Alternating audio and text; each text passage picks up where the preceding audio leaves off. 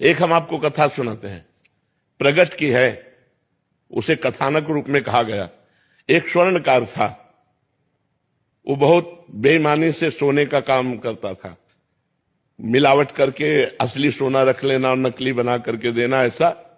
और दो राजकीय कर्मचारी आते थे उसके यहां, पुलिस वाले, वहीं रात्रि में सोते खाते पीते गश्त लगाने वाले जो होते हैं। धीरे धीरे धीरे धीरे मित्रता हुई और धीरे धीरे सारी पोल हो जान गए स्वर्णकार की, और सब पता चलने लगा कि इतनी संपत्ति इसके पास है।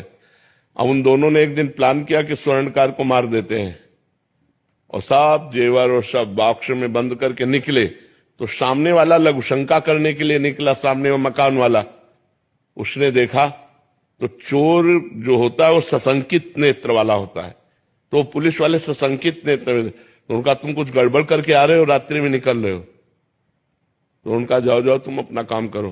तो वो बोले नहीं, हम हल्ला मचा देंगे। तो उनका सुनो, कुछ साझेदार बन जाओ, हम तुम्हें दे देंगे, लेकिन तुम चुप रहो। बोले हम बेईमान आदमी नहीं है, हम ईमानदार आदमी हैं।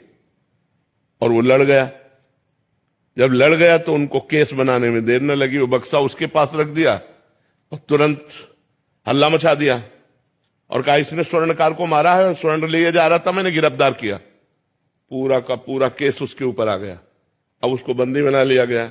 गवाही पुलिस वाले कि इसको हमने घर से निकलते देखा है और ये बॉक्स उसकी चोरी का है और इसने स्वर्णकार को मार दिया, और केस पुलिस वालों ने किया था और ठोक दिया सामने वाले के।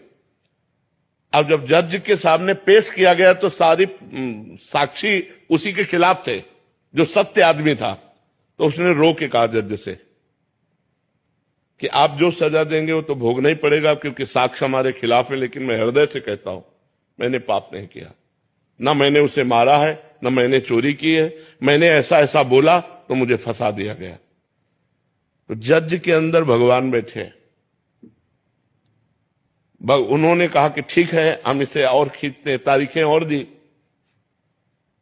और एक दिन एक आदमी जो ऐसे ही फुटपाथ में मर गया था, उसके साथ, उस जिसके साथ मुकदमा चल रहा था, सत्य आदमी को, उसको पुलिस वालों को साथ दिया कि आप इसका अंतिम संस्कार कराएं। जब अंतिम संस्कार करने के लिए गए तो एकांत में कहा कि देखा, कह रहा था हमारी बात मान जाते तो कुछ हिस्सेदार बन जाते और आराम से मौज लेते, हमारी बात नहीं मानी ना, फंस गया ना, अब फांसी होगी तेरे को।